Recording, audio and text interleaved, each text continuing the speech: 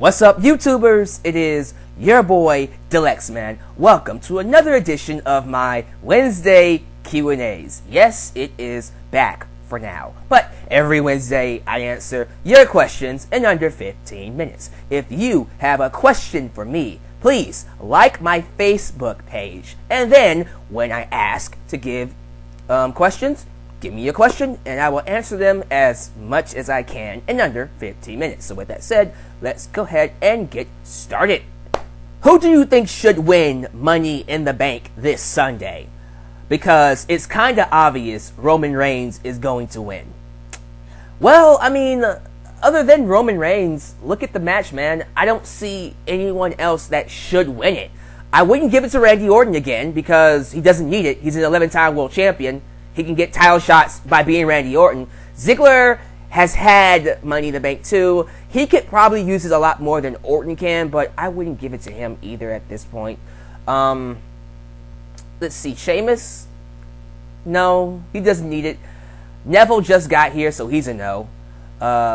Kane is a definite no. So all we got is Reigns and Kofi Kingston. I would like Kofi Kingston to win it. He's new. It would be different. But I don't trust the WWE to use him correctly as a champion. So Reigns is the best choice, whether we like it or not. I would give it to Kofi Kingston, but Reigns is going to get it, unfortunately. And you know what? Reigns could be a good choice for Mr. Money in the Bank, and it could lead to a heel turn. So there's story there. But to answer your question, Reigns is the best choice, unfortunately. Number 1, thank you for being one of my favorite YouTube channels. You're welcome. Thank you for watching me. Booking-wise, do you think the authority angle should come to an end? I answered this question in a past edition of my Q&A. I'm going to say it here.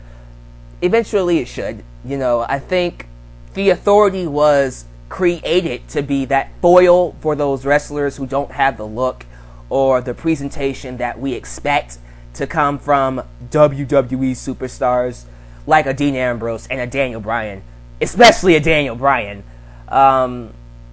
So, you know, eventually that's going to have to end, because if all these NXT wrestlers are going to come up, they're going to cease to exist, because, you know, we have someone like a Dean Ambrose who definitely doesn't fit the look of any guy you would expect to be a WWE superstar. But you also have a Neville who doesn't have that look. You have, you know, Finn Balor, who kind of does, but still doesn't. You know, Sami Zayn and Kevin Owens definitely don't. So eventually, the authority is going to cease being relevant at this point. Especially since Daniel Bryan is not around, and he was the main babyface to go up against that stable. He's not here anymore. So, in my personal opinion, it should come to an end eventually, and we should just go back to just having one head figure, you know, not multiple head figures on TV, or just having a board of directors decide everything. That's what I want. I just want a board of directors to make matches and go about their business, and not have 30 minutes of the authority talking for no apparent reason. I'm not gonna miss that if it does end. How much potential do you see in Harper and Rowan? Tons. The Wyatt family is awesome. I never understood why they broke up the Wyatts at all. Bray Wyatt is directionless, and before Harper and Rowan got back together, they were directionless. Now that they're a tag team, there is tons of things we can do with them. Have them win the tag team championships. Have them feud with other tag teams, as well as bring in old tag teams like the Dudley Boys, and I'm sure someone asked that question, so I'm answering it now, okay? Bring in other tag teams like the Dudley Boys and have them feud with them, put them over, and you have a monster tag team you can use to create some nice television. I don't get why you broke them up. It was stupid to break them up. It was stupid to bury them with John Cena. Even John Cena thought it was stupid. He admits it. So, yes, I think they have a ton of potential, and hopefully the WWE capitalizes on it, even now. What do you think about Samoa Joe having his in-ring debut tonight on NXT? I think it's awesome. I am hyped and excited. Can't wait to see it. And I think he's gonna kill. You know, Joe's gonna kill you. He's gonna kill. I don't know. And someone else asks another Samoa Joe question. How do you feel about Tyson Kidd being injured by Samoa Joe? Ooh. And do you think this will hurt Samoa Joe's reputation early? I don't think it's gonna hurt his reputation this early. I see that as an unfortunate accident. It happens. It's wrestling. I don't think he should be punished. It's just what's gonna happen. That muscle buster finisher might be taken away, unfortunately. I don't want that to happen, but if I'm WWE and knowing how strict I am most likely gonna ban that move like I banned the curb stomp, which is still stupid. You're gonna have a DDT as a regular move on the freaking product, but you'll ban the curb stomp. I never understood that. It makes no sense. I don't care what anyone says. Banning the curb stomp is stupid. It's dumb. If you're gonna ban that move, ban all these other moves. I mean, Seth Rollins uses the pedigree, for Christ's sake. That's a head trauma move as well. To answer your question, Samoa Joe is not gonna be in trouble. I think he's just going to get a slap on the wrist. Watch what you're doing. Tyson Kidd will go away, unfortunately. And he'll be back later on. I fear more for Cesaro more than I fear for Tyson Kidd. Because now I don't think he'll get TV time, which is unfortunate. He should, but what do I know?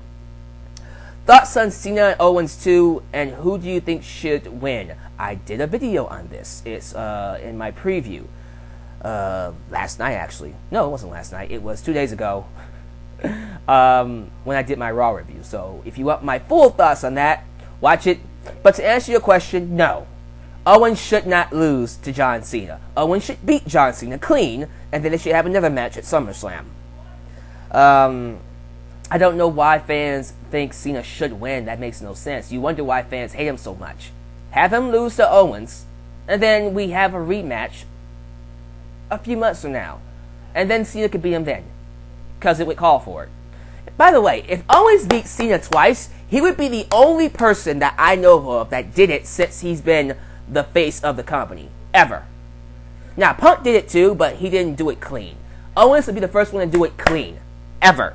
Period. So yes, he needs to beat John Cena clean twice. Are you going to see the new Muppet Show? There's a new Muppet Show coming out? Let me know about that down below. I need some details on that one. I didn't know about that, man. So let me know about it down below and we'll talk.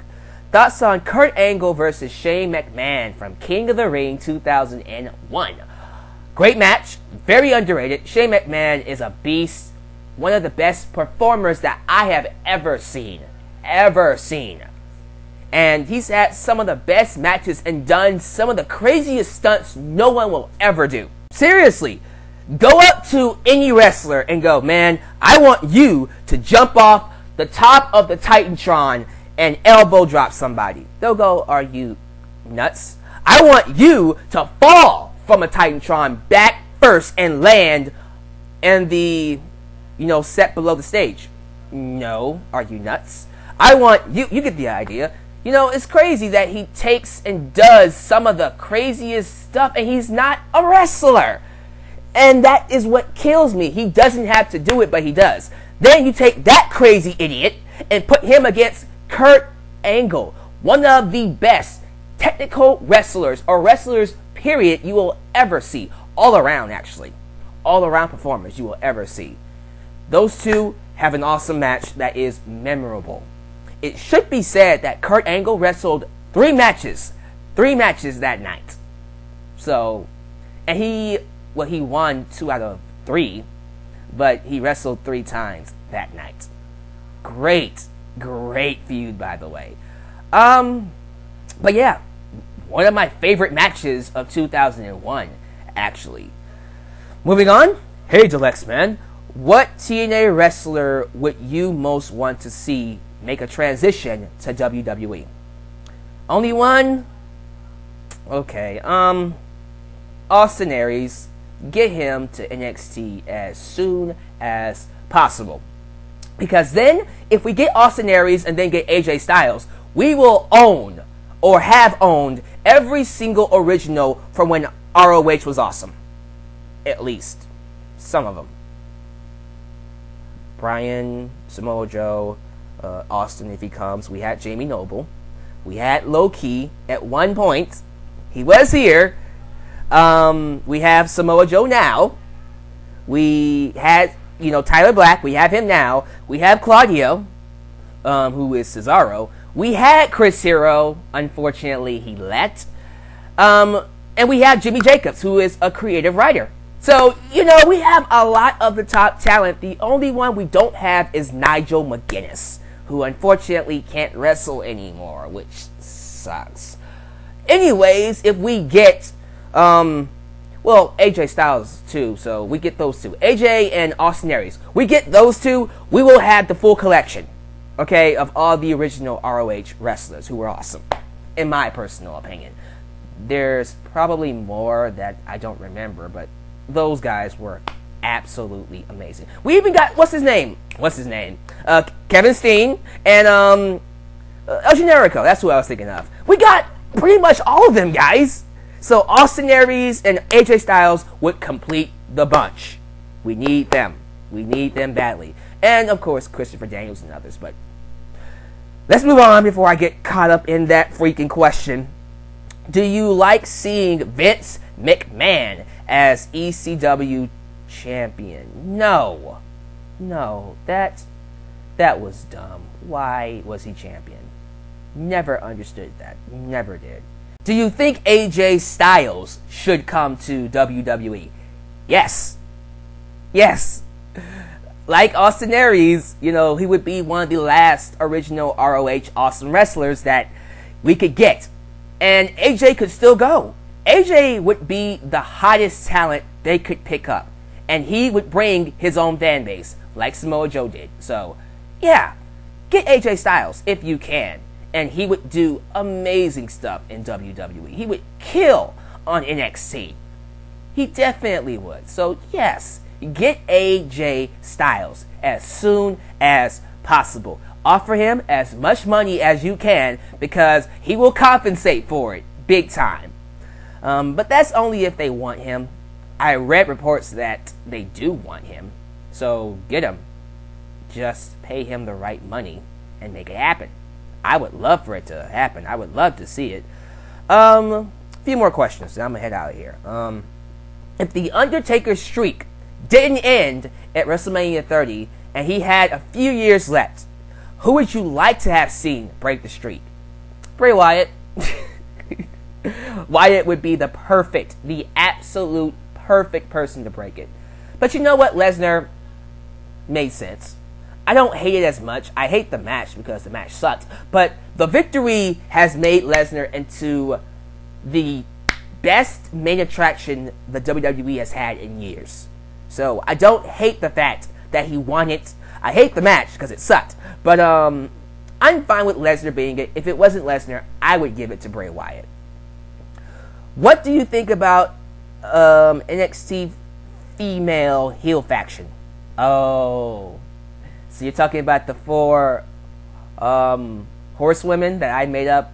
People think that I want that as a stable to come up to the main roster. I don't. I just want them all 4 to come up and make a name for themselves. But a faction with 4 women as heels? That could be awesome. Yeah, that would be really awesome, as a matter of fact. That you can spin off feuds from that faction. But would you buy Bayley as a heel? I wouldn't.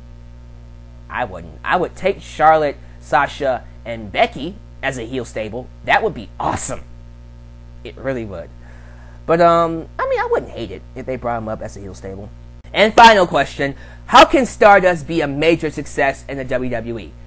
Go back to Cody Rhodes and he will be fine. Thank you for asking your questions. I will see you next week for more Q&As.